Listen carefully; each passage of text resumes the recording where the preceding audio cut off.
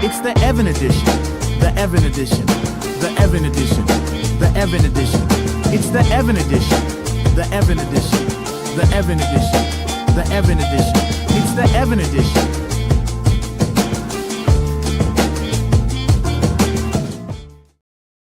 Welcome back to the Evan edition.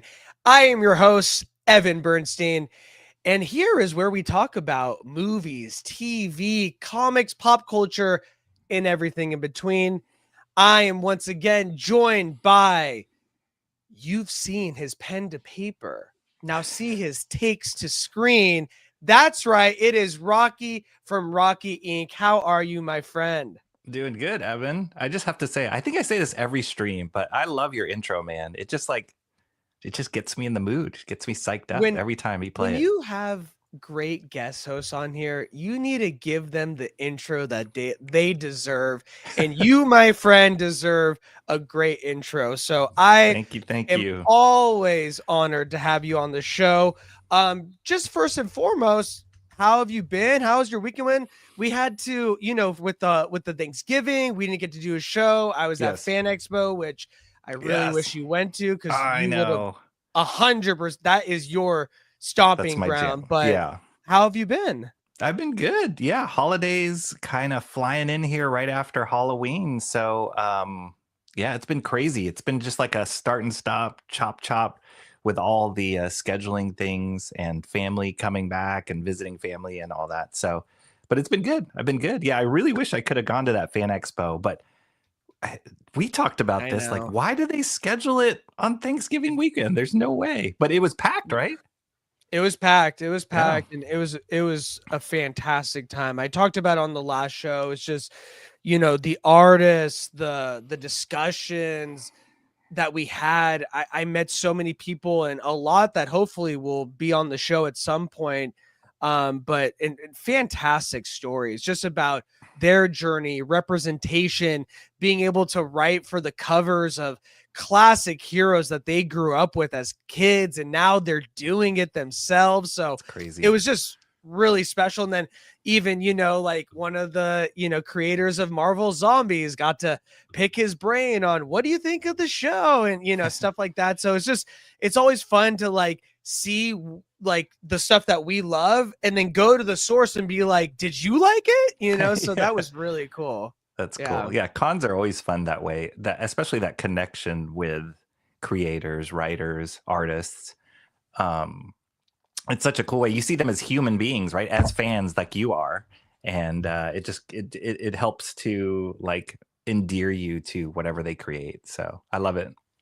Yeah, no, I love it too. And it was my first convention, and what a great first convention. And the people I met, we're going to do a lot of stuff with them, have some on the show, but even if not, the conversations were beautiful. People, artists from Italy that now write, for Wanda Maximoff. And, it's just wow, what a, comics, it's so contained when you're a kid. You think you're in it, and you're in your bed alone with the covers over, with the light on, and then when you get older, you realize how expansive this world is, and how so many people have had those same experiences that you had, or that they had when they were a kid. And it's just, it brings people together in such a beautiful way. So I really, really enjoyed it. Nice. On top of that, I forgot to tell you, last night I went to a musical, and it was There Are Giants in the Sky. Into the woods. SF Playhouse. Wow. Yeah, How was it? Was it good?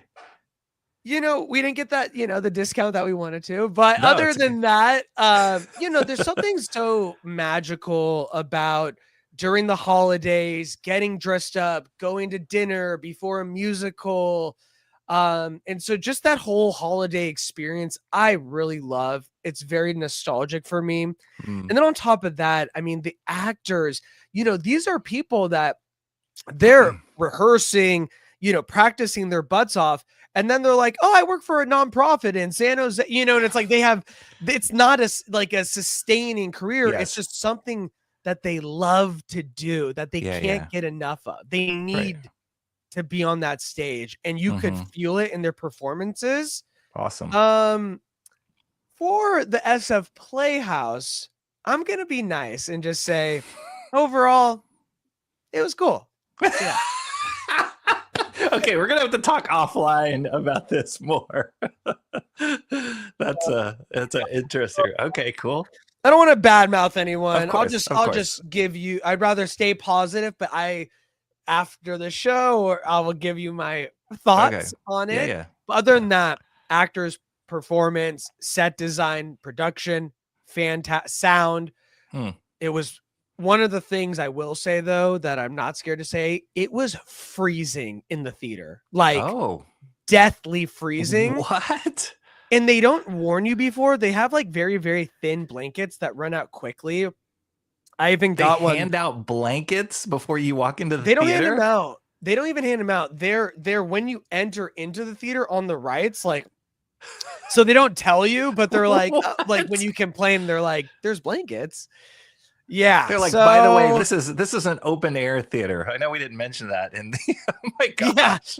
yeah. I mean, so we were second row on the Oh. very right of the stage. Okay. Right where you can go to backstage where the exit is. So I'm like, is the door open? Like, what the heck, bro? It's like, so I have my scarf like over my head. People are freezing. There was an 88-year-old woman there by herself celebrating her birthday. Oh, So no. I when I got one for me and my wife, I grabbed her a blanket. She was like, "Oh, thank you, child." You know, like she was so after every moment, like where the song ends and we clap, she's like, "You slayed, girl!" Like yelling at that. It was like, okay, she's Okay. She's really good. into it. Yeah. She's locked yeah. in. Yeah, open air theaters. Yeah. It felt like you were outside. This is not That's so Shakespeare in the crazy. Park. So I'm Wow. like, what is going Yeah. on? Yeah. Huh. So that's all I'll say. I'll tell you Okay. more after. But other Okay. than that, really, really great performance. So I had a Okay. great time, and support the Awesome. arts. Definitely. The restaurant we went to, it's called Ula's. It's right next door. We told them we were going to the theater. They did a 10% off support the arts discount after we told them that on our bill.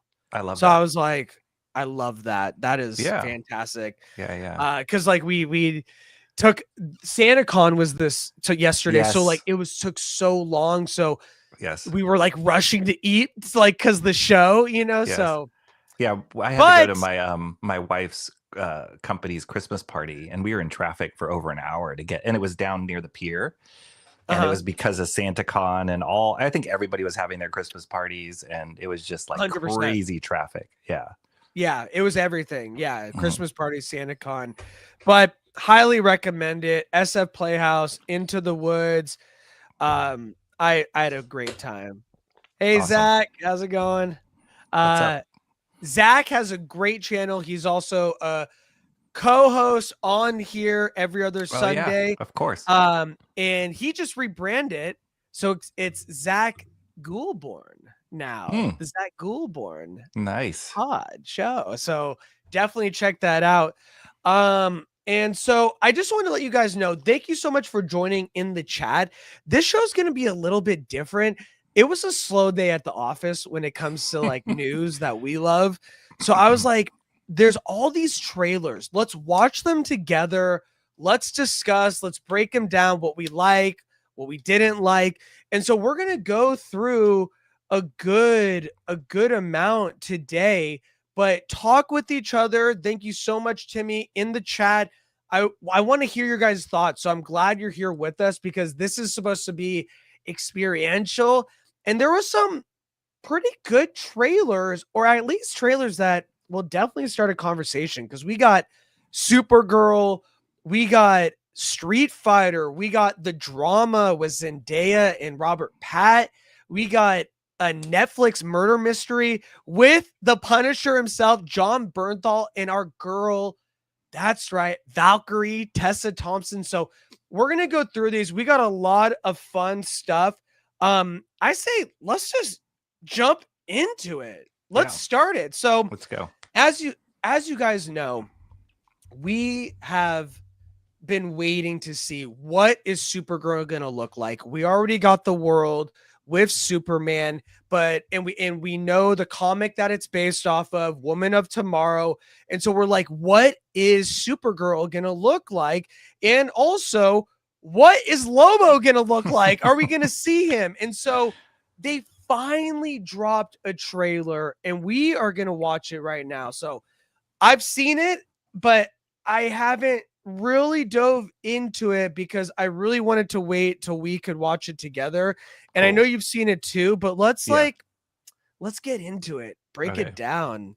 Talk crap about it. No, I'm just kidding. Unless that's how you feel. Okay, cool. Let's look at this. All right. Our girl. Here we go. Let me know. You can hear it? Yes.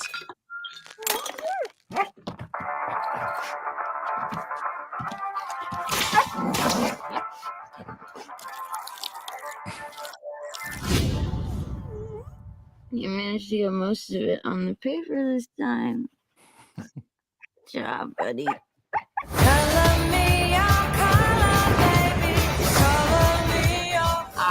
Cars are out. Hereby declare the 23 will be the best year. Guardians 4, baby. Let's go.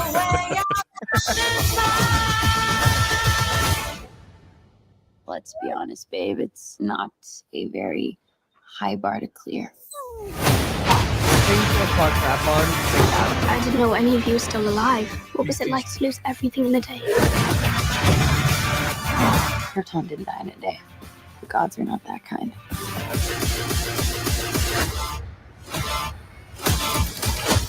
It's totally Guardians. This does not look like this is gonna end well. Star-Lord's in trouble. I mean, Supergirl's in trouble now.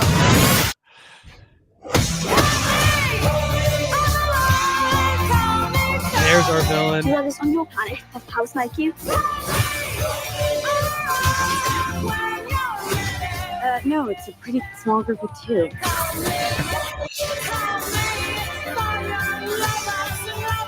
What Superman? There we go. He sees the good in everyone.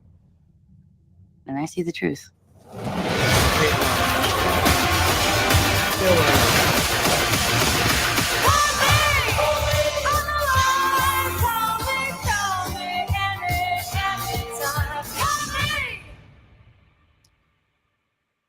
And there you have it. There you go. Our girl, Supergirl. So that is the trailer written by Anna Nagura, who's going to be like writing pretty much everything moving forward in the DCU, it looks like, because she's got Wonder Woman. And I think she also, there was another one that me and Zach talked about that she's writing too. But Craig Gillespie, who is a fantastic director when it comes to like Tanya, Pat and Tommy on TV. So, oh yeah, thank you, Zach. She's doing Titans as well. So it seems like, you know, James Gunn really loves her voice and her writing style. So we're going to be seeing a lot more of her. And now I know why, because she writes in a very similar style to James Gunn. So he's like, I like her. I like her. And it like looks like him with like a wig. Yeah, it's like it's just him. But you know, for the positives of what I can say about this is, one, I think Millie Alcock is a fantastic representation of Supergirl. She looks, she sounds, she feels like this character, like she's been playing it all her life, like she was meant to be this character. And it seems like that's the one core thing that the DCU does so far, is they cast people that feel like they've been doing this character all their lives. So I definitely have to give respect to that. And then that line at the end, he when they're talking about Clark, what was it? He sees the good in people and I see the truth. Yeah, he sees the good in people. I see the truth. I'm like, that is a killer line. So there's definitely things in there I'm like, this really likes. this really likes. But on the other side likey. of it, me likey, me also kind of not likey, in some of the sense that, you know, this Supergirl is the next movie, the second of the entire DCU. And so whether we want to admit it or not, there is a good amount riding on this, because we're getting a more feel to like what the movies are going to feel like, not Right. Peacemaker, not an animated show. And so I was really hoping that it wouldn't feel like a James Gunn movie. It would feel like a Craig Gillespie movie, in its creator driven. And it felt like something that we were scared of was that James Gunn has his hands on everything, and it's not going to be creator driven. It's going to be James Gunn driven under what he views Supergirl should be, not just Superman, but what he views every hero should be in his universe. And that's what it felt like to me. Yeah. On the other hand, though, I've talked to a lot of people about the comic Woman of Tomorrow, and Woman of Tomorrow is a space opera adventure, you know, the samurai, the bear and the cub, you know, kind of adventure type of story. And so, to the credit of the source material, this does look like that kind of story. So I do want to make it clear that, like, even though it does look very James Gunn Guardians out, it is very in line with the Woman of Tomorrow storyline from the comics. But the comic, you know, just to step in yeah. here really quick, the comic has a very, I haven't read the whole comic. I think I read maybe 1 or 2 issues of it. It's drawn beautifully by an artist named Bilquis Evely, I believe is her name. But it has a very distinct like fantasy vibe to it. And this sits in that like sci-fi, like we're all joking about it in the chat, but this sits in that like sci-fi James Gunn Guardians of the Galaxy world, right? So that did, because the whole time they've been advertising the Supergirl movie, they've been saying it's based on the Supergirl Woman of Tomorrow, and everybody was really excited about it because that comic did well. So I was a little bit surprised by the stylistic choices, the visual stylistic choices that they did on this trailer for for some of those reasons you brought up. And you know, to Zach's credit, like, and sorry to cover your face. No. To Zach's credit, yeah, go like this. You know, Zach, darn you, Zach. Says, I will say it doesn't look as good as the book, but then he did say, you know, as long as it's good, it doesn't matter if it's Guardian's Life. Right. And I do believe that. But as a trailer for a first look, I was expecting like something a little different in tone, something a little bit more like detrimental, because Heavy. I hear that the story is like very dark, and this feels like very light-hearted and fun and funny and adventurous, which it can be, but I was hoping that the tone would be a little bit more like taken seriously, and it didn't give me that impression. And for those uninitiated to the Woman of Tomorrow source material, they're not going to know that this isn't so much a Guardians type story as it is like a very like serious and sad and like mean story and gritty, you know what I mean? And I didn't get that sense from this trailer. I think maybe my guess is like marketing was like weighing the options.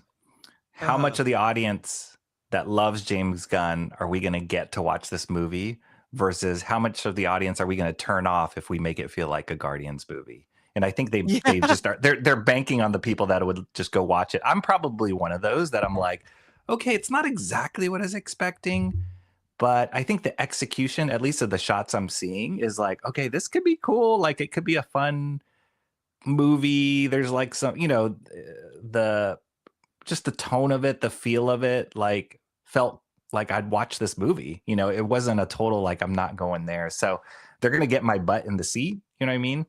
Yeah. But it was almost like beat for beat everything that James Gunn would do if he directed this movie, down to the music, and the sense of humor, the designs of the other characters, the villain characters, all of it feel like exactly the choices he would make. So they just cashed in all their James Gunn chips, and they're like, we're gonna do it. We'll see what happens. So 100%. And I felt like this isn't a terrible trailer. I just felt like, like it left me kind of like, oh, like, you know, a lot of people, this is how I felt. A lot of people's complaints was that this universe is just going to be James Gunn's universe under his guidance and having his hands under, you know, on every single project. And this trailer kind of shows that they're right. You know, it didn't do the opposite and be like, look, every project is going to be its own creator's baby, its own thing. It did the opposite where you're like, okay, here we go. Another James Gunn movie. I guarantee you, for the uninitiated, most people are going to think, oh, James Gunn directed Supergirl and Superman. Cool. Absolutely. Yeah. And I think that's why they did the title card twice of the director Craig Gillespie at the beginning and at the end, because that's exactly what I thought. I'm like, wow, looks like James Gunn directed this. Craig Gillespie. I had to be reminded of that. Oh yeah, that guy. So yeah, I almost feel like I don't know if the trailer is like just pulled out of the movie. Then yeah, it's gonna feel like a James Gunn movie, but maybe it's just the way they cut the trailer. I don't know, because like they add that music. Cut it. The song choice. I think it's the song choice. Like, you know, seeing other people talk about this for the Supergirl trailer. If they had chosen a different song, would this have felt so James Gunn-y, or would it have hit the audience a little bit differently? You know, and that's where I think I was talking about giving it a more serious tone and making the stakes seem higher. Using a different song, would that have changed this trailer if you only change the music? And I think it would have, to be honest. And also, why do they have Taserface in the movie? No, right. Need more Taserface. Was in his contract. Yeah. So it's interesting, you know, like they show this one-off picture. This is the main villain. And so it's like, you didn't give like the main villain like an epic intro, an epic scene, anything like that. You give him a glimpse of a random person that doesn't look anything like its comic counterpart. And we're just supposed to be like, sick. Like, this is the best ride ever. And it's like, this is your main villain and this is how you're introducing him. Like, so do you not have faith in the main villain? That's what it's making me feel like, based on how you decided to just throw him in the trailer so casually. Well, let's be honest. A lot of what, at least the bits of news I read about this trailer, probably 9 out of 10 people were talking about Lobo.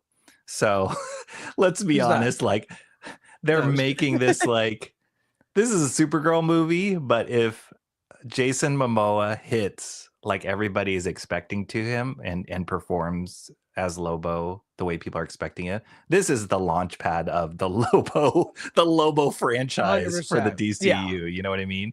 Like, I don't want to make Supergirl a jobber though for Lobo, because Supergirl is a great character, and Woman of Tomorrow is arguably one of her best storylines from the comics. Award-winning story, It's award-winning storyline. And so to use Supergirl as a jobber just to introduce Lobo and start his franchise would be a huge disservice to Supergirl. It kind of would be, but they're the ones who decided to tie her in there.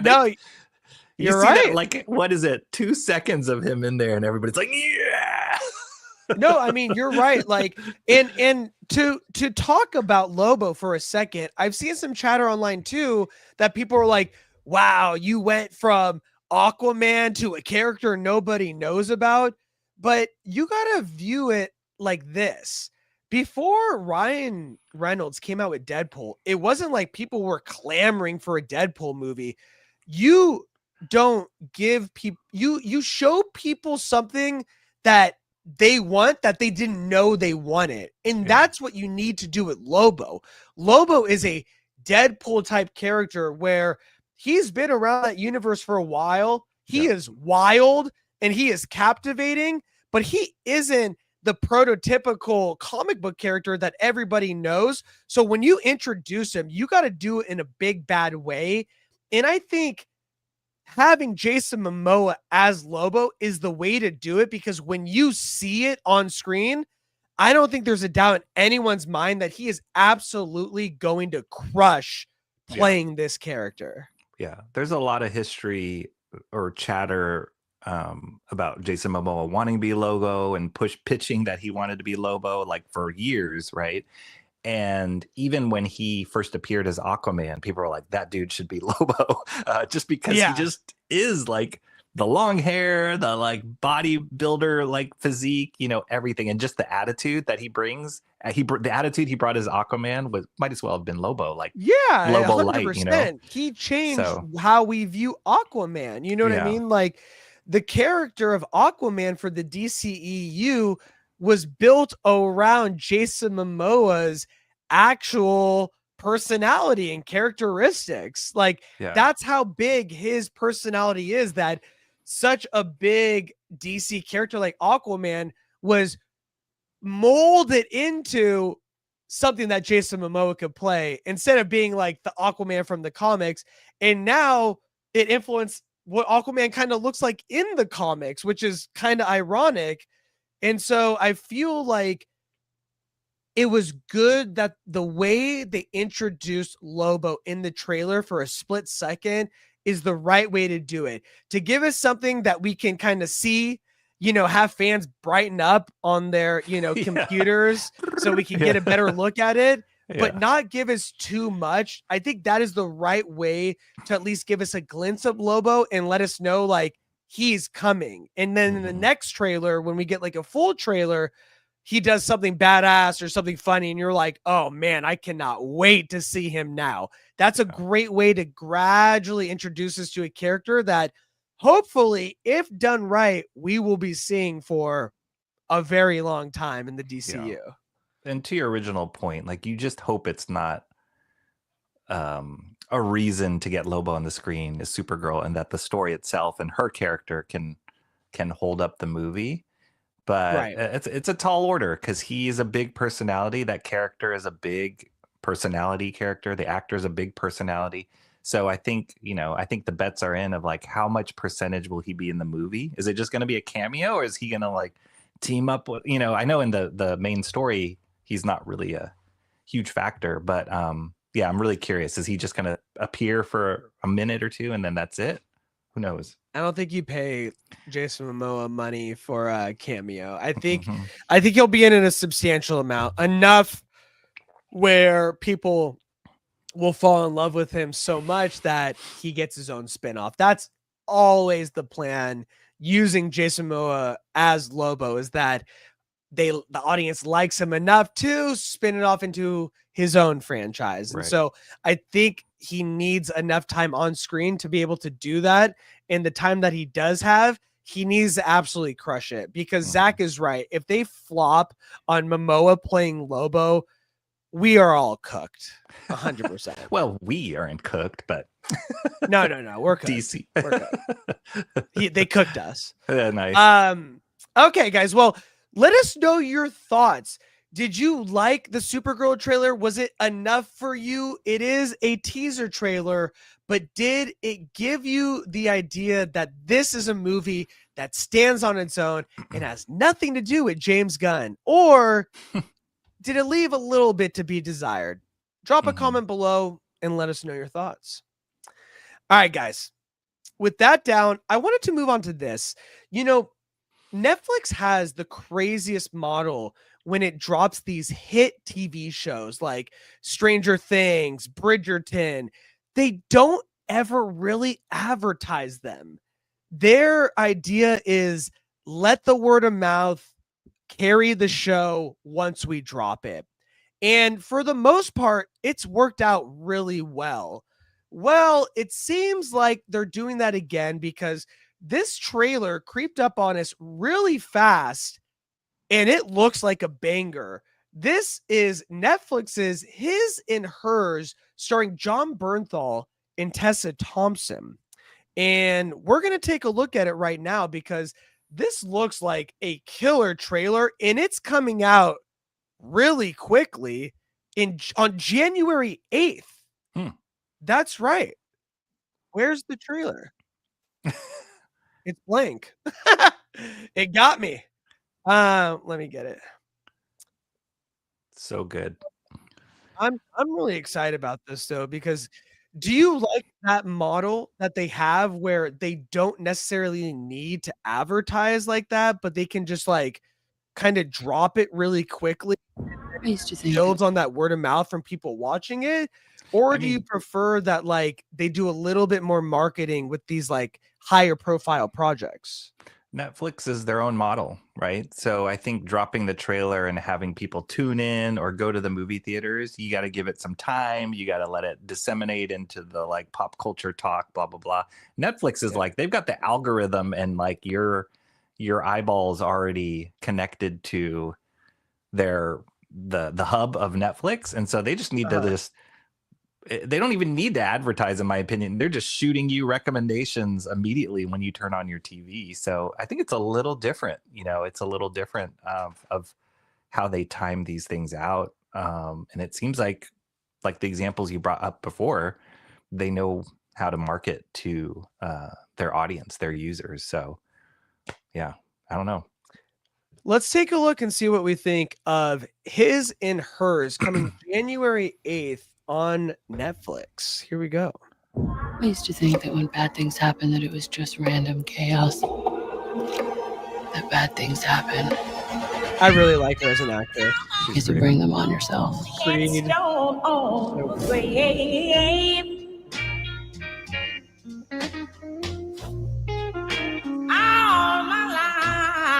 I found a body. Let me take it as a field reporter. It could be nothing. I think we both know it's not nothing. And I don't want the world to know. Woman's died. But right now, we can't give you any more than that. That's all we got. Thank you. Detective Harper! Is it true you knew her?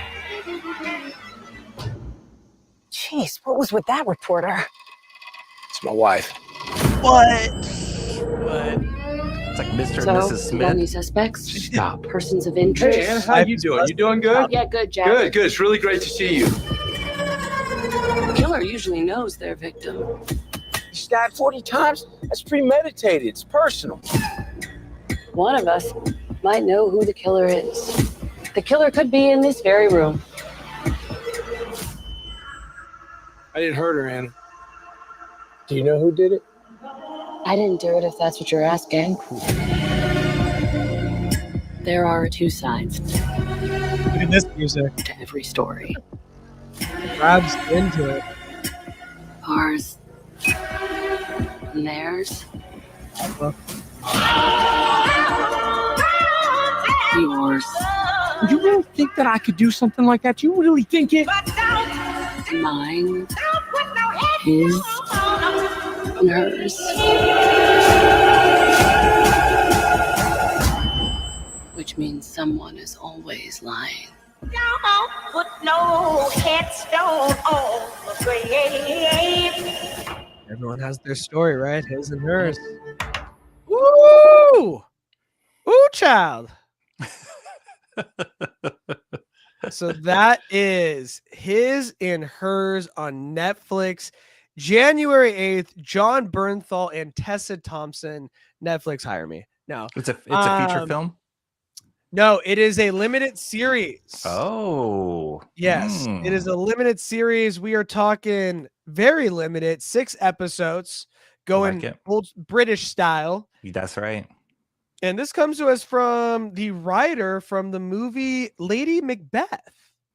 Oh, I Did didn't you ever see see that. that movie? No. It's with Florence Pugh and Cosmo Jarvis. So he's had some, and Naomi Aki, but he's had some high profile, but I don't think anything that's like really popped off. Yeah. He came out with a movie called Eileen with Thomas McKenzie, Anne Hathaway. It looked really decent. Wait, is Anne Hathaway in this? No, I don't think so, actually.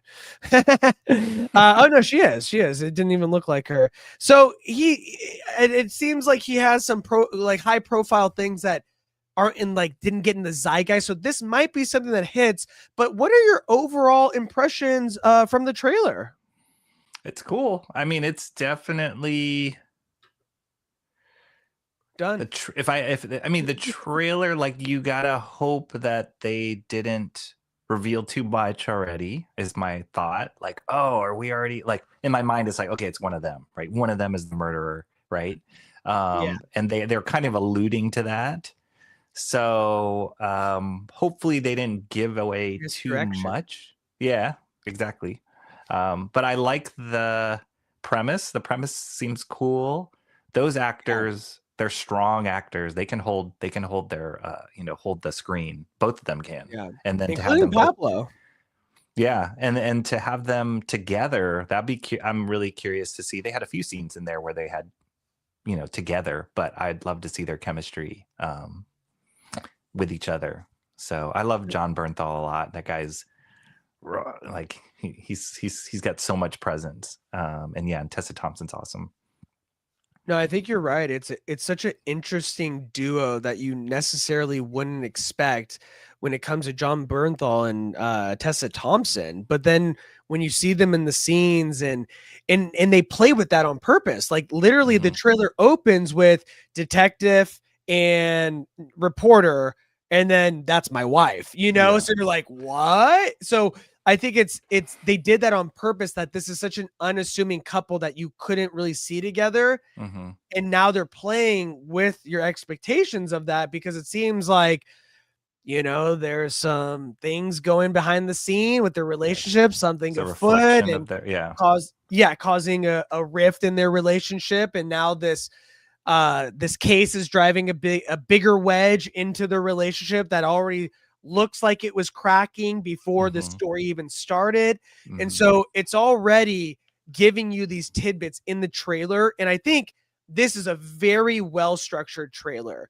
I think it feels like they're giving you a lot without giving you a lot, in the sense that they're playing with your expectations. Like, oh, like, she obviously thinks it's her husband. And then he's like, well, it could be you. We both have some kind of connection to the murder victim. And so now you're like, well, who do we believe? And so it's already messing with your head in the trailer. So, when you watch it, this is going to be a head trip, keep you guessing throughout the entire thing, which I think is a show that really grabs people. That premise can really grab people. And that's something that causes great water cooler talk. So this has the potential to be something that could really, really put a Netflix, limited series on the map once again, like in Netflix fashion.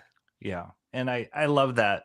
It's very relatable relationship tension and relationship trouble. Like I was joking when the trailer started, but like Mr. and Mrs. Smith, it's like you have that relationship tension, but then they spin it off in this very like out of the ordinary scenario that shows you sides of the relationship that you wouldn't normally see in your everyday. So I love that. This is definitely darker, feels a lot darker. And I thought it was kind of funny. Isn't it funny how in the James Gunn Superman, there's like that whole thing between Clark and Lois, right? It's kind of like that. This reminds me of Superman. Yeah, it has that dynamic of like, she's the reporter, she knows him, but she has to keep the professional, right? The professional between them, right? She still has to do her job and be a good reporter, even if that means incriminating her own husband. So could be good. Could be good.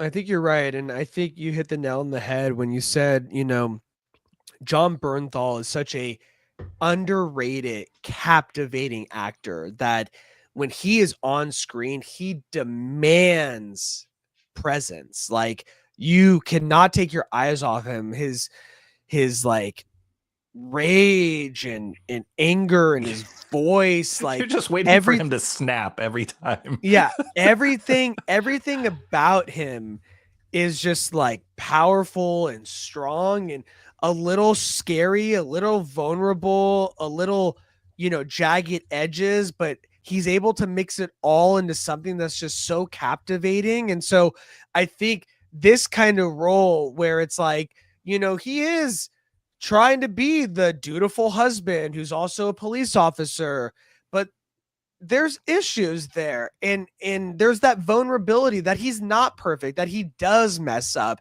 And I think John Bernthal is the perfect person to represent that. And I think this is such a great pairing with him and Tessa Thompson, because it is so unassuming, and that's what makes it even more captivating. Is I want to know, how are these two even together? Like, when did this happen? How did this happen? Like, doesn't make sense. I need to know more. And that's the powerful thing about this trailer, is I need to know more. And that's what you want from an initial trailer, right? Yeah. John Bernthal is like that perfect, like flawed, broken dude, right? Like he's always like, there's cracks in him. I loved him. He's in The Bear. I don't know if you ever watched that show, The Bear, on FX, but he's amazing. I watch in everything. that. And then, but the casting of Tessa Thompson, she's got a strength, and you have to have somebody who can. Oh man, in Westworld, who can like go toe to toe with a big personality, big presence like Bernthal. So I think the casting's pretty good. I'll be interested in seeing how this plays out. Yeah, I totally agree. I think Tessa Thompson is kind of in the same boat as John Bernthal, as another underrated actress. She crushes it in everything, and especially these roles like Westworld, where it's like she's playing different versions of herself, and she's like this badass, or she's vulnerable. Like, there's all these different sides to her, and now that we're like breaking it down, it's like, oh man, this actually makes sense. These two actors have way more in common than I ever even realized. And right before this trailer came out, I was even telling my wife, like, why don't we see more Tessa Thompson? Like, we just watched Creed again, like not too long ago. I was like, she's so good. Like, it's amazing that she doesn't get casted more. Like, and then this trailer dropped. I'm like, oh, here we go. People need to see more Tessa Thompson. So I'm really excited that we get a show with these two. I think it's going to be a real fun watch, easy 6-episode watch, which is fantastic. So let us know your thoughts. Are you guys excited for Netflix's His and Hers, or did it just not do it for you? Drop a comment below. Let us know. All right, guys. With that down, we finally get one of the infamous video game trailers of all time. That is right. Street Fighter teaser trailer has dropped, and we finally get into it. We don't need to go off of Jean-Claude Van Damme anymore, because we got new Street Fighter characters on the big screen coming soon, and we got our first look of what this looks like. Is it AI? You be the judge of that. Let's take a look at this, you guys. Keep in mind, it's just a teaser, but it definitely gives us the vibes of what this movie will feel like. And so I am curious to see, is this going to break the video game adaptation curse that we've seen so many movies unfortunately succumb to? And without building it up like that, here is the Street Fighter teaser trailer.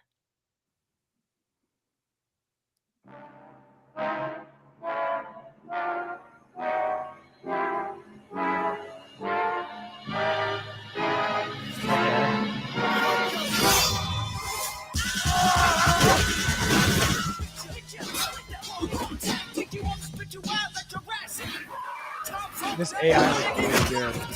No.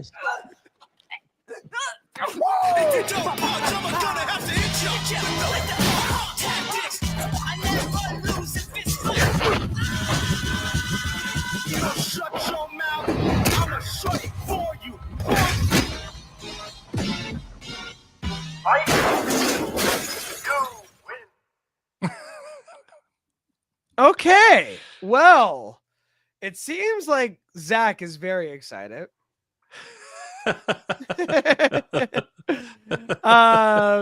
But that is our initial teaser trailer. It gives us a look, a feel, gives us the classic video game voices of the classic arcade game, which is a great thing, I think, to lean in. So I think above everything else, leaning into the old arcade style video game of it all is a great way to initially sell this movie.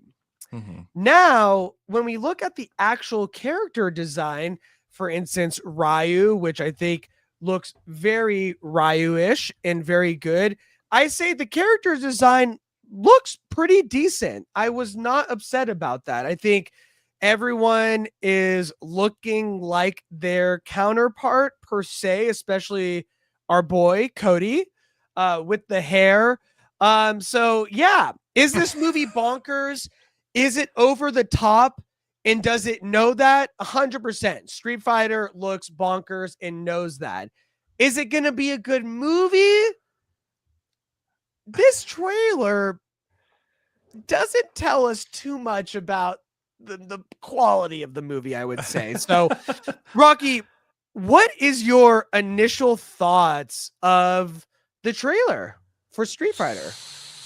I came out after watching that just now. It's the first time I saw it. Just look at this face, you know what I mean? Like, yeah, I can see what they're trying to do.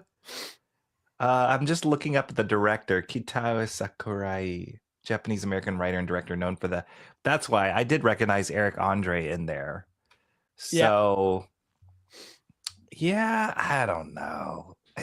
Street Fighter is one of those weird things because it's so iconic, like the characters and the video game-ness of it. In the movie. And when you try and make it too serious, it's kind of like the Mortal Kombat thing, right? It's like Mortal Kombat is corny and it was amazing as a video game. And you try and translate that into film, and you have to build a story around it with characters that you trying to fall in love with.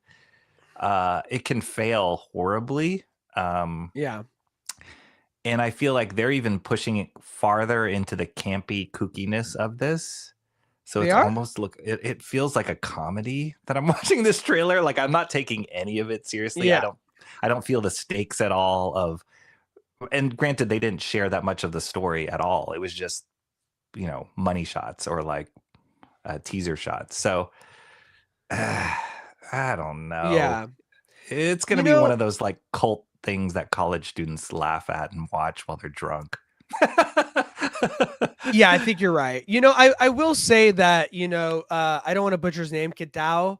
It seems like he is not the thing I'm worried about. He is a little bit more wet behind the ears when it comes to like feature films. It seems like, he's done some stuff with like Eric Andre or Little Rail, where it's kind of like, Borat-y, like found footage with real people, like kind of like that.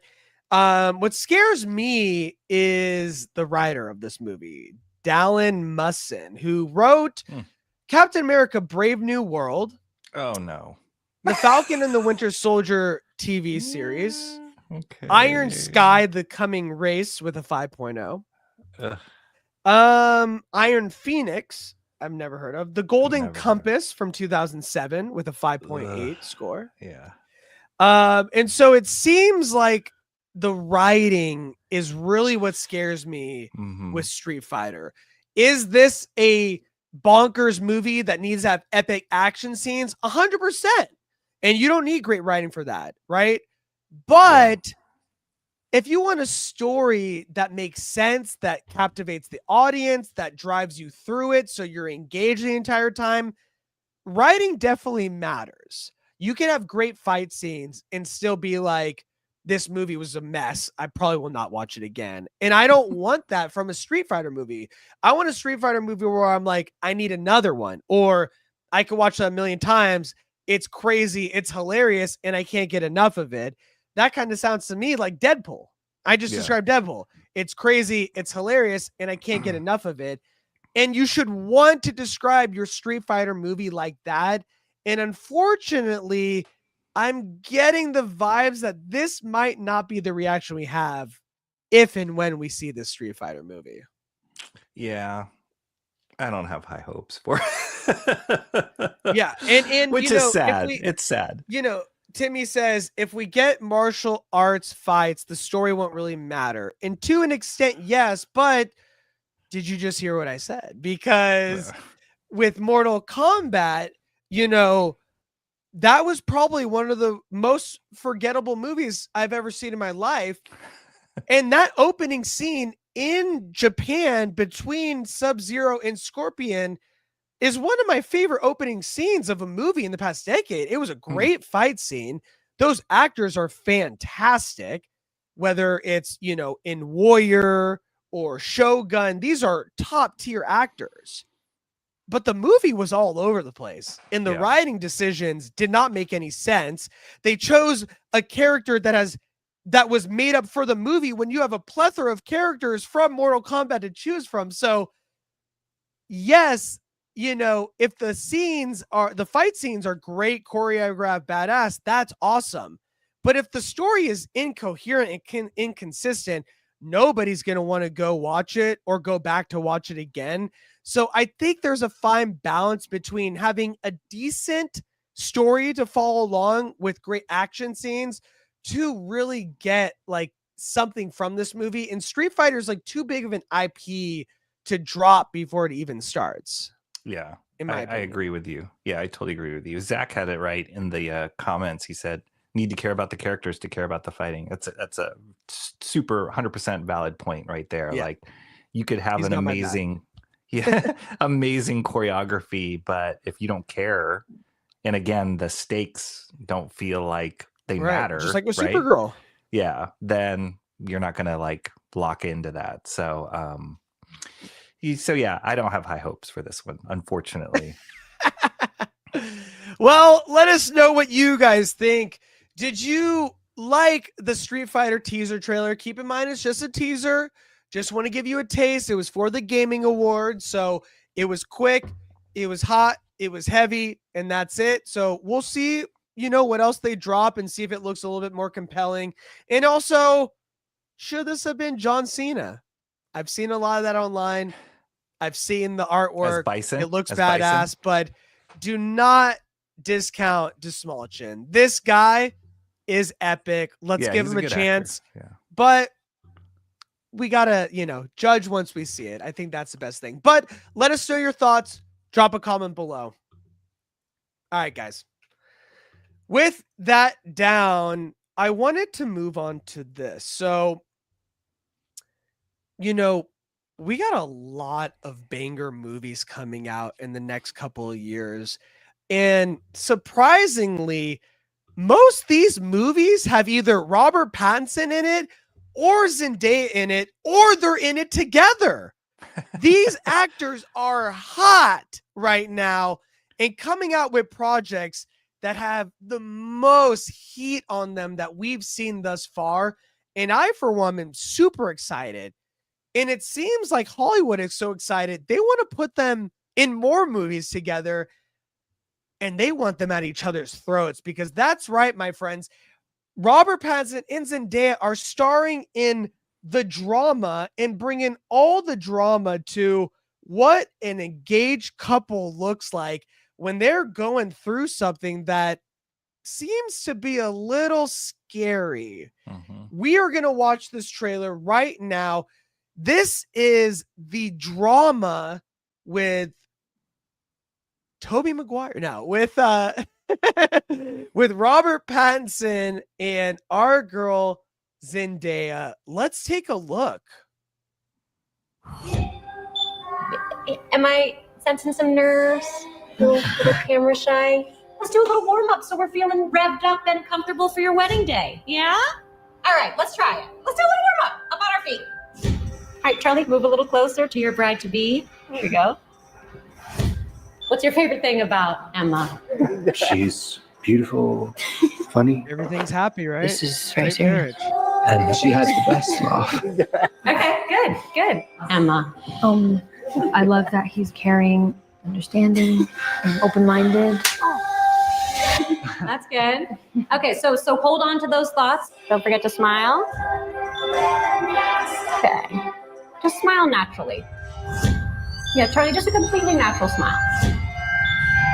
Just like how you would smile in life.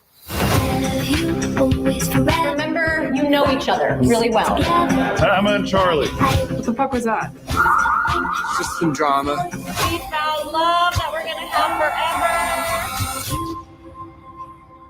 Okay, I think that we'll get there on the day. Yeah. Okay. Okay. Thank you. Save the date. A24 again. Love the wedding themed text of this event. Save the date, the wedding. And apparently these two love each other so much. It's so easy to take photos next to each other, but something is going on because it's awkward. So this comes to us from the director from Dream Scenario with Nicolas Cage. This is Christopher Bourgelis. I'm butchering that name probably, but if you've seen Dream Scenario, then you know this guy makes things that are kind of hard to watch, but also on the edge of your seat, and you want to know what's going on, and it hits you over the head like a sledgehammer. And these two actors are goated right now. So it's a great project to have these two actors, this kind of filmmaker, hot off a Dream Scenario, all three. And yes, my friends, Timmy is right. Tom Holland is spiraling somewhere right now. What is your initial thought of the trailer? I thought it was a great trailer. I think that not having seen Dream Scenario, my biggest question coming out of this is, what is the thing? What is the wedge? What is the event, the drama that happened between them? And how crazy is it going to be? Like, are we talking about murder? Are we talking about an affair? Were we talking about like some sort of reveal that, nobody was expecting? So not knowing what this guy's tendencies, it seems like it's going to probably go farther than just a normal affair or trying to find it, but I truth don't think they're going to tell us like no, what it they won't. is, They but won't. Yeah. this is a fantastic trailer. It gives you this sense of eeriness, like something is going on, something's wrong, but it's supposed to be happy because like, doing the pictures for planning the wedding and saving the date and trying on the dress. It's all happy stuff with this underlying tone of nothing is as it seems. Everything that you're seeing is a facade. Underneath is something horrifying that we're about to find out. And I love that unsettling feeling. And it takes you through the entire trailer. But can they pull it off? That is the question. Yeah. And is it going to be a reveal that happens early on, or is it going to be like the end of the movie? You know what I mean? So because if it happens on early on, part of the beauty of the tension of this concept is, what is it? Like, is that question of like, there is something, and is that how the whole movie's going to feel, or is that was just for the trailer? So yeah, I'm really curious, but I agree with you. I think the trailer was really well done to make you ask those questions and want to see what are the answers. Yeah, no, I'm really excited about it. I think this is a very compelling first trailer. They even took out an ad for the save the date in like the paper in the New York Times or something like that. So crazy. They're pulling out all the stops. And as you can tell, this is an A24 movie because they have that unsettling feeling like nothing is as it seems. And that has become their MO thus far. And so it has all the right pieces. You know what I mean? It has the director, it has the 2 stars, it has this something that we don't know, but we want to know it. and it feels wrong, but it feels so right to see what's wrong. And so it has everything. And so the question is, can the drama pull it off and really deliver that drama? Yeah. And only time will tell. I think the casting, it works, right? Like Pattinson and Zendaya, both of them can play both the young couple in love and also this like that uncomfortable awkwardness that we saw in the photo shoot. Like you felt it, right? You felt it between them. It like felt gross. It felt eerie. And these are two top performing actors that will be vying for gold men for the next 30 years. So it's really cool to see, two people that are so hot right now when it comes to not just like the projects that they're choosing, but their performances in those projects. I mean, they're both they're going to be in Dune, they're going to be in the Odyssey, they're going to be in this. Like these are high profile projects with all-star casts, and now like these are our guys. This is our Brad Pitt and our Julia Roberts. You know what I mean? Like these are those kind of pairings that we're starting to see, because these are our Oscar tiered actors. You know what I mean? It's them, it's Timmy, it's Austin Butler, it's Michael B. You know what I mean? It's these kind of actors, and now we're seeing them choose these projects together because one, the co-star interests them because they know they can crush it. Two, the director, hot right now, making very unique movies. Three, why not? It's a crazy ride. Let's go for it. So it seems like these are the start of these projects where we're seeing like this new generation of Oscar tiered actors starting to take chances on up and coming directors and seeing if they can get gold. And so I'm really excited. It's how, Emma Stone and Zach, what's his name? The director from The Favorite, and Begonia. It's how they started. You know what I mean? She was up and coming. He was starting to make more prestige up and coming films, and then boom, Oscars. So it's like this happens every few generations, and now like this is the next people up, and they've been doing it for a while now. I'm not getting it twisted. I'm just saying like these are the pairings we're going to start seeing more of, and I'm really excited about it. So let us know your thoughts. Are you guys excited about the drama? Does this teaser trailer do it for you? Did you see the save the date in the Times or wherever the paper was? Drop a comment below and let us know your thoughts. All right, guys. With that down, I wanted to get into this trailer. We got two more trailers. And thank you, Zach Yorgos.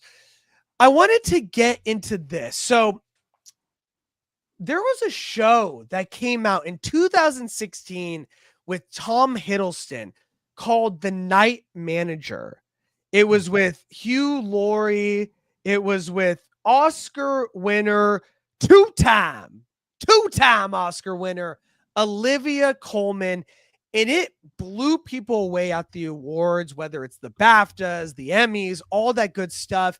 And there was rumblings that there was going to be a second season, but it never came to pass. And eventually this went from like, I think it was like more like a BBC thing to an Amazon thing. And people got to watch it years later on Amazon. My wife and I included. I did not watch this at the time it came out, but I was blown away when I did watch it. And it was so hot that at the time they were like, oh my goodness, this director should be the new James Bond director with Tom Hiddleston. And this would be such a good pairing. And this feels like a James Bond type show on TV. And this guy's undercover and all this stuff. It had all these rumblings, but nothing came to pass. And then it started getting this word of mouth once it was on Amazon.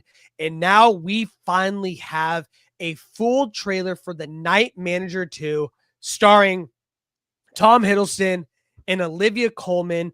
And this is an anthology in the sense that it's a new story, new characters, new undercover situation. So you don't have to see the first one. And I'm not sure, I don't think, Rocky, that you saw the first season. Am I correct? No, I haven't. Perfect. I wanted to show you especially to see if you can get into something where you didn't necessarily see the first season. So why don't we sit back, relax, and watch The Night Manager Season 2 starring our boy, Tom Hiddleston. Fill the air right now. Fill the air. No, I'm just kidding. Embrace the awkward. Yeah, fill the dead air right now. I need you. No, I'm just kidding. Here we go.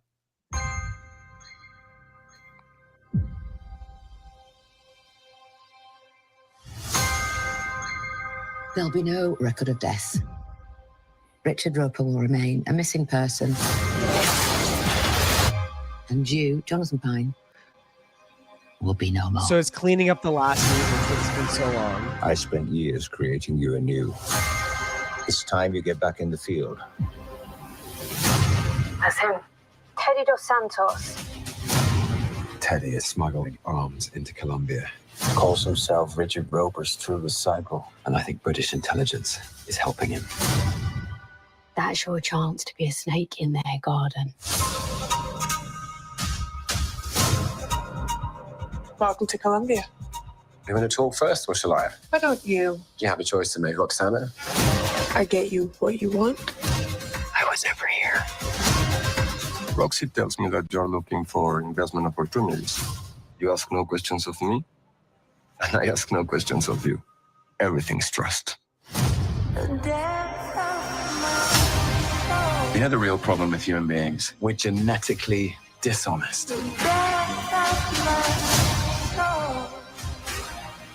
It might be. I had no choice. I saw a chance to nail the London investors, the politicians, the whole rotten bunch. He's watching this. I have a bad record with people I get close to. Where's Jonathan Pine? Who are you?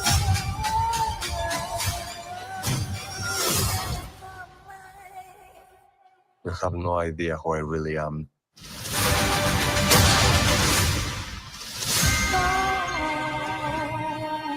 Ooh. Ow. So that is The Night Manager, Season 2, starring Tom Hiddleston and Olivia Colman. It also has a great cast with Noah Jupe from Honey Boy and Ford vs. Ferrari, A Quiet Place, a ton of different stuff. It also has, as you saw, the main villain, if you will, Diego Calva from Babylon fame. He's also in Bird Box, Barcelona, up and coming actor. And then we have Camila Morone, who was fantastic in the Daisy Jones in The Six on Amazon. So this gives you an idea of what it looks like. I'm just going to let you talk just based on your initial reaction, based on what I said, introducing it. What do you think about this trailer? I mean, it's cool. I think it doesn't seem like you sent at the beginning that I need to know anything about the Night Manager to get into this season. And it actually didn't really even allude that you did, like that I could just walk in cold, it felt like. So I think that Hiddleston, Coleman, and I'll even throw in Hugh Laurie there. Those guys are ones that you know you're going to get great performances out of, no matter what they're cast in. Yeah. So that's a huge draw, right? It's like, even if it only takes me into the first episode, it'll get me in just because I know you're going to get like incredible acting with those guys. And it's awesome to see him play this like cool 007 kind of character, right? Because he's one of the biggest roles that he's played in his career that you just What is associate it? with him is Loki. This is a small little character named Loki. So it's kind of cool to see him play like a debonair undercover agent or whatever it is. Definitely. So yeah, I'd say I'm intrigued. I don't think I'm like, oh my gosh, that looks incredible. Right. But I think that the cast that they have in there, it's got to have a good story, because those actors would not sign up for something that's lackluster, right? So that's they drew a lot of hot talent or A-level talent into this. So I'm definitely intrigued. Yeah, no, I'm glad you got that sense, because it seems like know your audience, you know what I mean? And they know, hey, this is going to be 10 years since the first season came out. He is a 10 years, different, wow. Tom 2016, and Tom Hiddleston is, and Tom Hiddleston said this, he's aged more, he's experienced more. He wants the character to feel that way, that he isn't the same person he was when he filmed the first season 10 years ago. He wants the audience to feel like this person has been through things and learned things about himself, and he is not the same anymore. And I think that was really important to the character. And I'm glad that you got the sense that you don't need to see the first one to see the second one. You just know that he went through something that is forever change, and this is the results. And now he's getting dragged back into a similar situation again, back into that world that he tried to get rid of. Because in the first season, Hugh Laurie is, an arms dealer, and this guy is a night manager of a hotel where they're going to stay at, and they use him to kind of infiltrate the arms dealer, getting close with him, and all this espionage, kind of stuff. And behind the scenes, the British government is dealing with all these things, and everything that's happening with their man on the inside could affect them, but there are shady people on the inside. And if they find out his true identity, then he could kill them. And the only person he can really trust is Olivia Colman, who's been on Richard Roper, Hugh Laurie's character, this arms dealer, for many years. And so it's a twisty, windy road, and you're just on the journey. And I think the first season is also only 6 episodes, I believe. Yeah, the first season's only 6 episodes as well. So you're in it, and it's like a long movie, and it feels awesome. And after it came out, it was like, dang, this should be the new James Bond. Unfortunately, because they were still in the Daniel Craig era, it just didn't transpire the way people wanted to. But this does feel like James Bond on TV. And I put this trailer in here because I want to get more people on it, because once they do, they're like, dang, this was really good. Just like me coming on to it extremely late, and my wife, who typically finds some things boring, was like, this is really good. And the more we watched it, she was like, this should have been James Bond. Nice. And so The Night Manager is a great representation of how you can stretch out a James Bond story to make it long form storytelling. And hopefully there's a season 3 that doesn't take 10 years, because is a great limited series that has now turned into an ongoing series. Oh, so this one's ongoing. This one's not just 6 episodes. Excuse me, 6 episodes. No, so the first season was 6 episodes. This will be 6 episodes, and I think people like it. They'll do a third one. So we'll see, but they can't wait 10 years, because yeah. If That'll Tom be a whole Hiddleston's different gonna story. Yeah, just like this has to be. And then on top of that, the cast I think is incredible.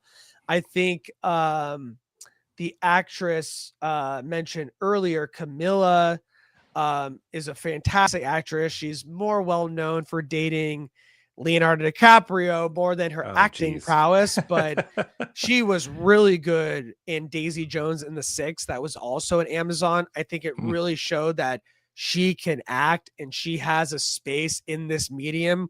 And so I'm really happy to see her get another high profile kind of project to show people her acting chops. So I'm really excited to see her play against Tom Hiddleston. Cool. Yeah, nice. All right, guys, let us know your thoughts. Did you see The Night Manager season 1? If not, it's okay. You can watch The Night Manager season 2. And did this trailer do it for you? Drop a comment below and let us know your thoughts. All right, guys, we got one more trailer, and then we are actually going to get into a trailer that hasn't dropped. We are going to talk a little bit about the 4.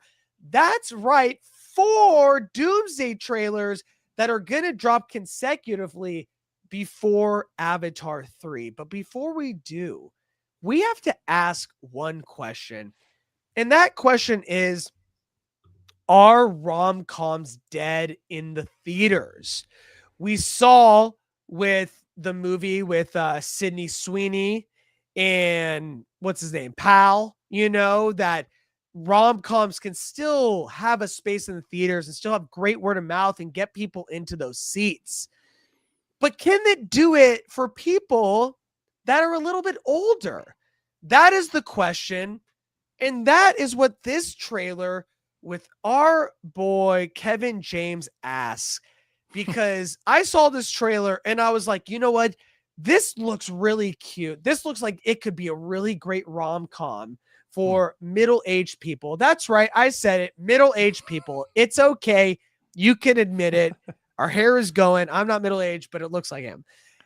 But can these movies succeed in the theater? Because this looks like a rom-com that people should want to see in the theater. So I want to watch this with you and see, is this something that hopefully can get people in the theaters when it's not an Avengers level movie? This is Kevin James in Solo Mio, where unfortunately, all I'll say is our boy is left at the altar and he needs to find life after the altar. Let's take a look at this. Carfax. Of course, our last trailer has an ad. Buonasera, signore. Hey, I'm just gonna need to move some things around with my reservation. Is there something wrong? Look, I think we both know things didn't go too well today. What's going on? She was just here, and then she wasn't. If I was in your position, I would enjoy the package myself.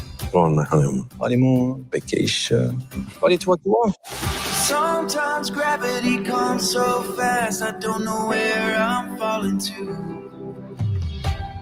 Is the seat taken? Sorry, do I know you? You on that honeymoon package? Yes. Where's your 2? That's personal. Oh, it's a no-show. Hey, Scoozy, big tuna. He's gonna need that.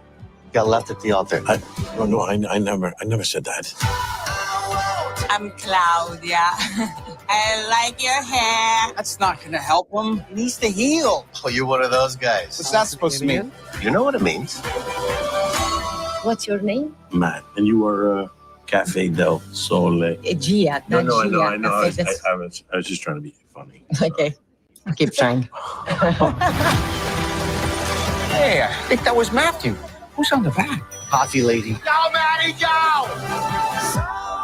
Maddie, it's time that you accept it. She's the only woman I ever loved. But I can't start over again. You have to try. Don't be afraid.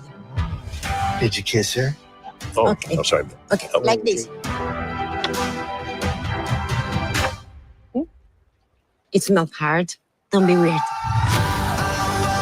I'm going to a concert. I got an extra ticket. You want to go? Yes.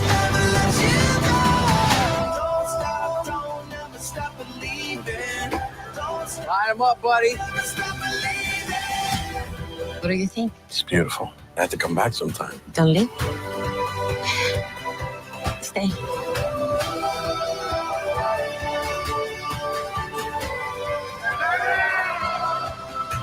What's with the Ed Sheeran t-shirt? I like his music. He's allowed to like what he likes. You're almost 60. You're an old man with an ear. He made a choice. Like what a pirate would make or somebody's grandma. Solo Mio in theaters February 6th. Buy tickets now at angel.com. Solo Mio.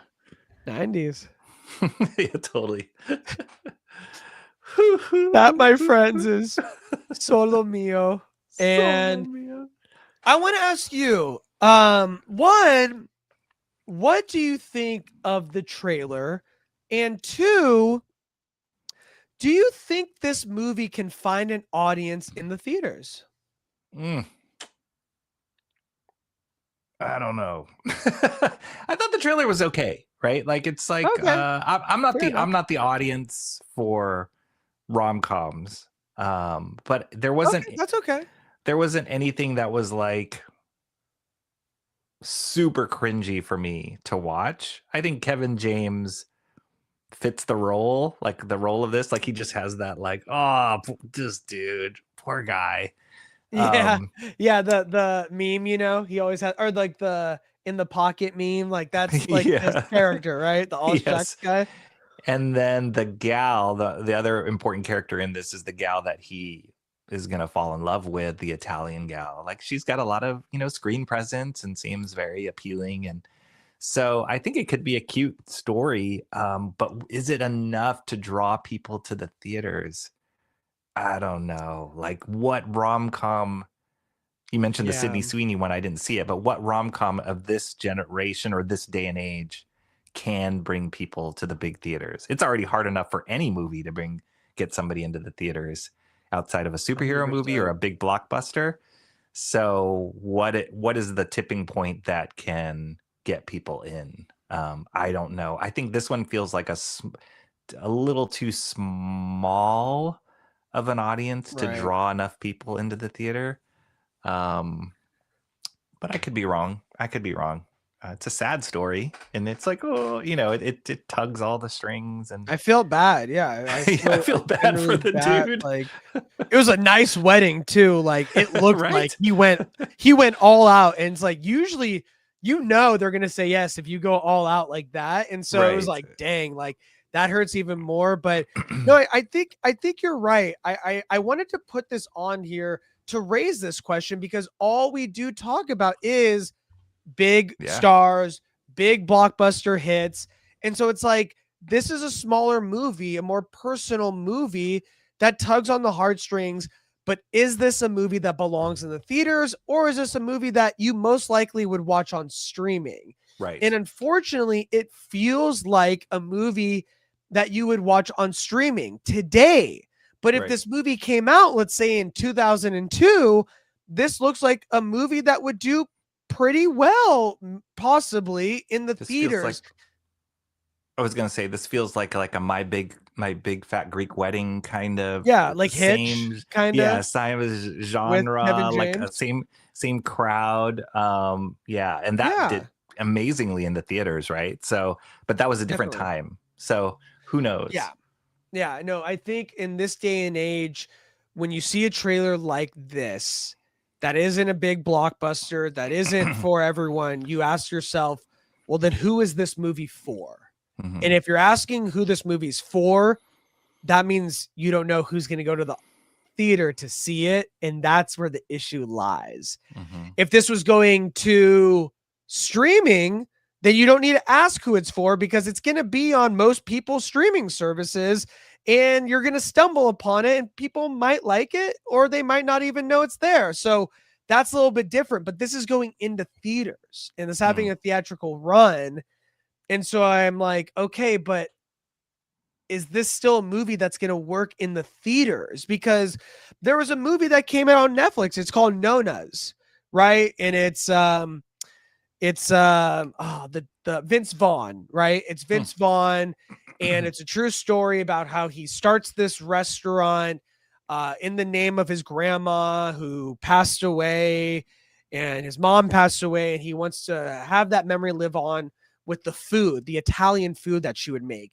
And so he hires Italian grandmas, nonas, to run the kitchen and give people that authentic feeling like they're eating from their grandma's kitchen.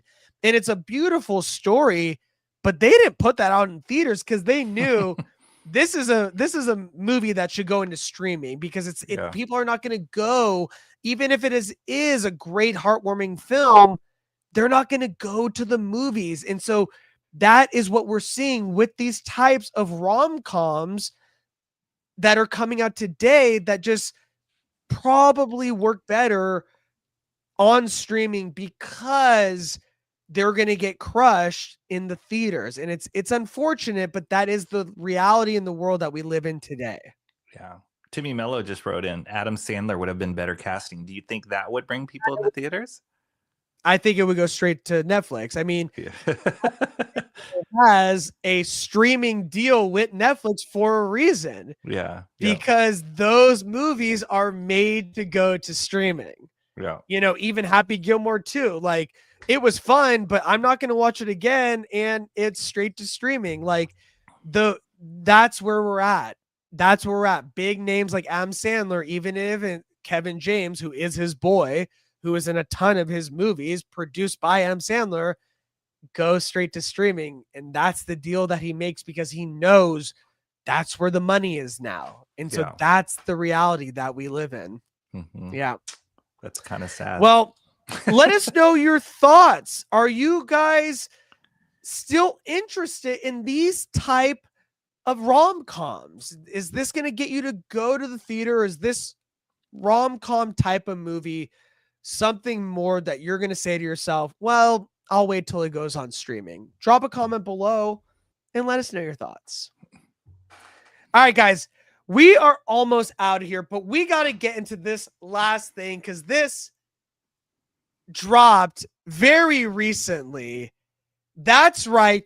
Doomsday Avengers trailer is dropping this week in the theaters right before Avatar.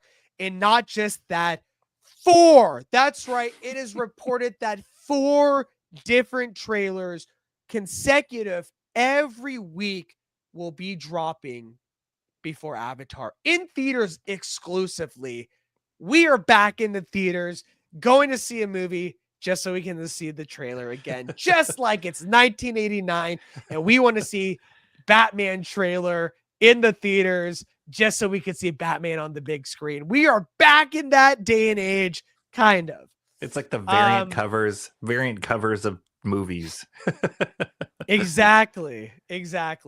This comes to us from our friends at IGN. They say Disney reportedly has a plan to encourage repeat viewings of Avatar Fire and Ash in theaters, and it involves 4 different Avengers trailers. Amid intense speculation that Avengers Doomsday will finally get its debut trailer this month, a full year before its December 18, 2026 release date, the Hollywood Reporter has said that Disney plans to roll out 4 different Avengers Doomsday trailers over the course of 4 weeks, with each enjoying a run in theaters for 7 days before replacing it by the next. And it's all allegedly designed to get bums into those seats for Avatar Fire and Ash, because as you know, it's really hard to get people to see Avatar movies after those billions of dollars. Right. Like they need more help. Avatar Fire and Ash has a December 19th release date. So if THR is right about this, we'll have our first Avengers Doomsday trailer in just a few days. And of course, Marvel has declined comment. Rumors have swirled around online about the Avengers Doomsday trailer being tied to Avatar Fire and Ash in some way for quite a while. Now fans are speculating about how this might work. Some are suggesting, and this is in my opinion, that each trailer will revolve around a different superhero team. So one trailer will be the Avengers / the new Avengers conflict, and then the next team will be the Thunderbolts, So I think this is what it'll be, okay? The one trailer will be the Avengers with Sam Wilson leading the charge and that whole conflict. And then the next trailer will be the new Avengers, and it'll be from their point of view, the Thunderbolts and their conflict with Doom. And then the next trailer will be the Fantastic Four, and it'll be how they fit into the story and their conflict with Doom. And then finally, that last trailer will be our old X-Men. school, the X-Men lineup and how they will fit into the story.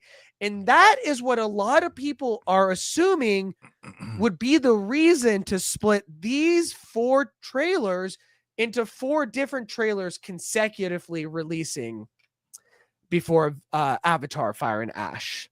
I want to ask you, what do you think about, if it is true, 4 different trailers releasing consecutively in theaters before Fire and Ash? And do you believe that the drop will indeed be these 4 different teams in their point of views? I think that makes sense. Whether or not, Timmy Mello said it in the chat, and I appreciate that, whether or not people will pay to see Avatar 4 times just to see the trailer, or wouldn't they just wait for the internet to leak it? Probably. Like, are they not going to release those trailers online? I think that's the plan. It's just theater exclusive, right? So yeah. But somebody's going to bootleg it. Like, it's going to be out there somehow. So I'm curious to see if this works. Yeah. Like, as far as dividing it up, releasing different trailers, it's a cool gimmick, you know? I can appreciate the marketing chops of trying to pull that off. But whether or not it really like pushes the needle more for Avatar to get more sales because of it, or hypes Doomsday up, we'll see. Yeah, I think you're right. I think this is not about hyping up Avatar to get more butts in the seats. This is about hyping up Avengers Doomsday to get butts in those seats. Yep. That is the bigger thing that Disney is wanting to focus on, because they know, they've heard the chatter. They know what this last 5 years have been like since Endgame, and they really are trying to change up the game, do something different to really make this seem like this is an event to worth going into the theaters, especially based on the lackluster audiences showing up for the last few Marvel movies.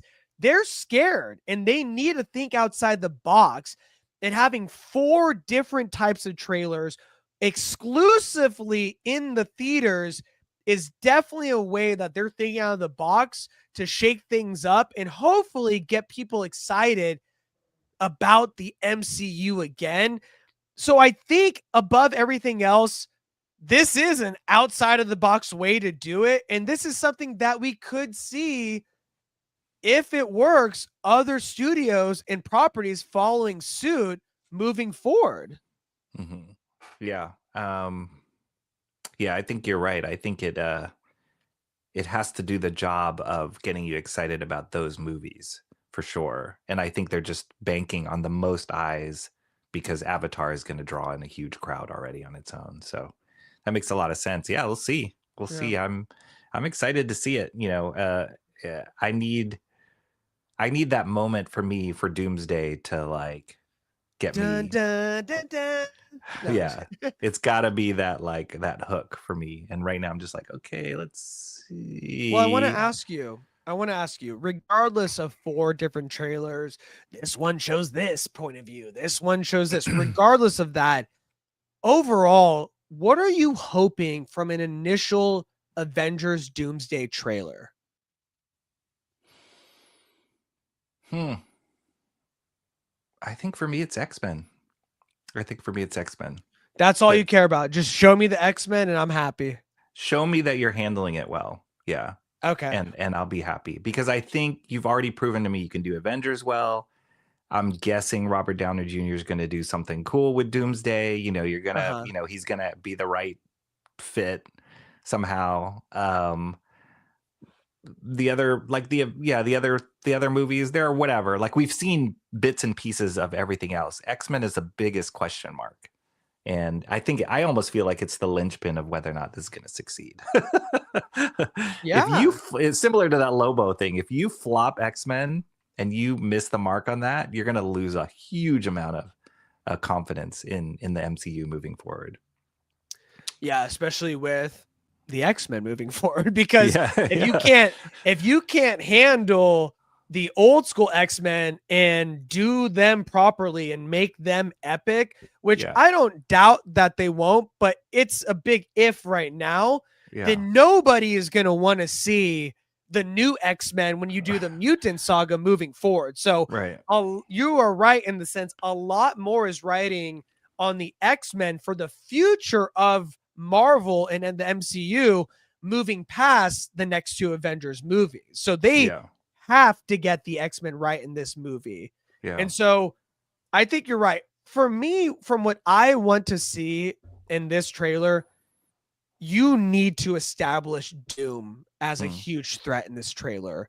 That is the number one objective, because unlike Thanos, you did not get to tease him throughout the last phase and build up that anticipation. So now you're playing catch up. And what do you have to do that with? End credit scenes and trailers. And so that is unfortunate, but now that you're in that position, you need to hit when it comes to introducing Doomsday to the general audience. In a trailer now that we're here is the way to do it. So if you come with like a badass scene with Doomsday that establishes him as the big bad and the big threat, then you are doing the work. And that is really what's going to get those butts in those seats, is that excitement that this is a threat worth going to the theater for. And this is the reason why they cast it Robert Downey Jr. Is the only time we've seen Doctor Doom up to this point the Fantastic Four movie? Is that the only time? Yeah. Okay. Yeah, which you saw like 2 weeks ago. Yes. Let's not harp on how late I am to watch that movie. But yeah, and so that was almost like a it's like a non teaser, really. It was just like, oh, okay, there he is, but you don't get any sense of the gravity or the story behind behind his character. Okay, gotcha. So yeah, it's like a non-entity, like, oh, okay. Yeah. And that's a great point. There were so many touch points for Thanos, even though he changed. There's so many touch points already that set him up for when he had his big screen debut. So, yeah, it's cool. Let's bring it. Let's go. Let's see these trailers. Come on. Yeah. So that's what I think, and I, for one, I'm happy that they are changing up how they do things. One, releasing a year before is huge because they don't usually do it that early. Typically, they would probably wait for like the Super Bowl in February or something like that to drop something this big.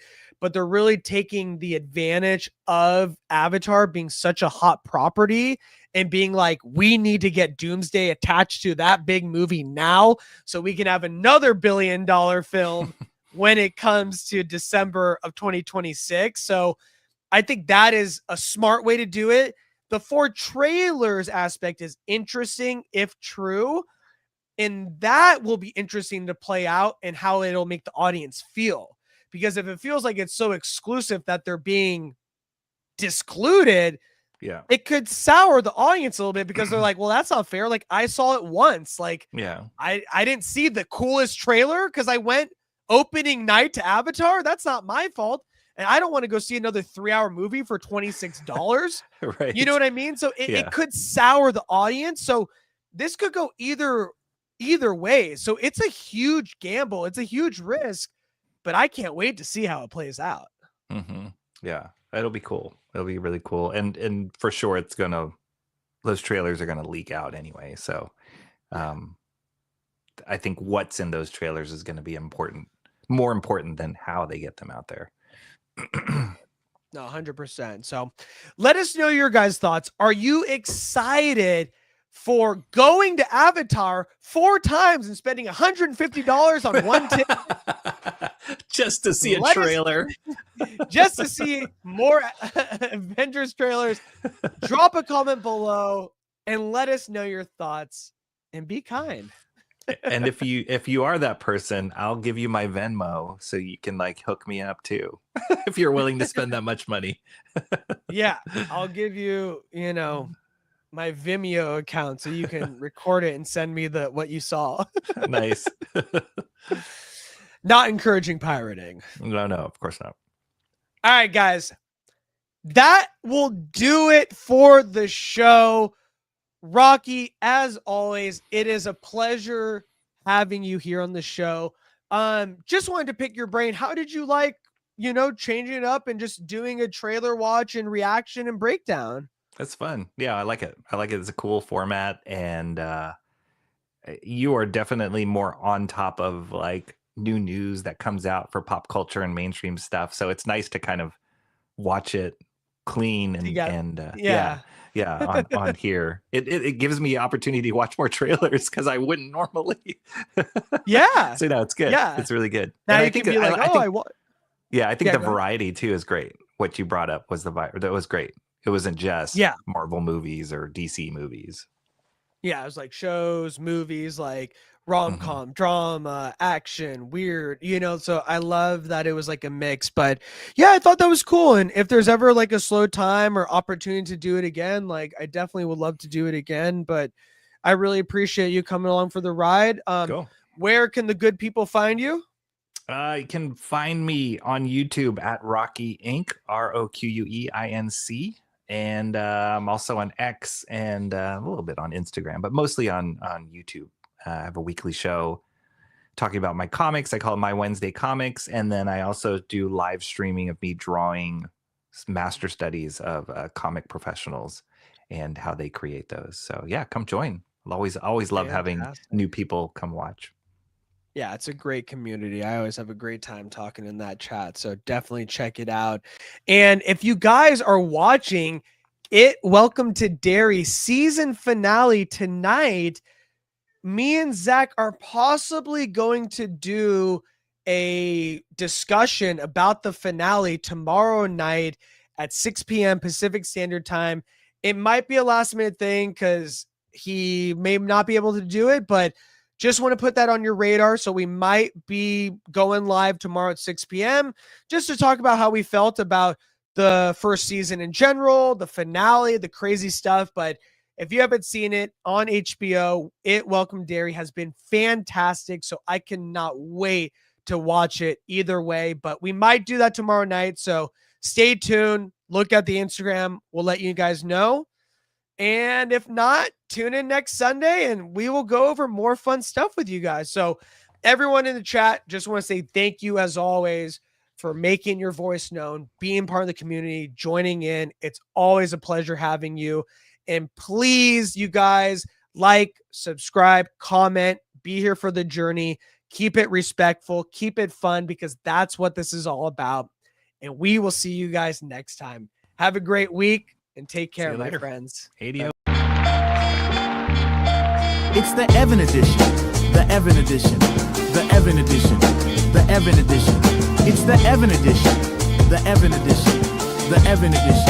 The Evan edition. It's the Evan edition.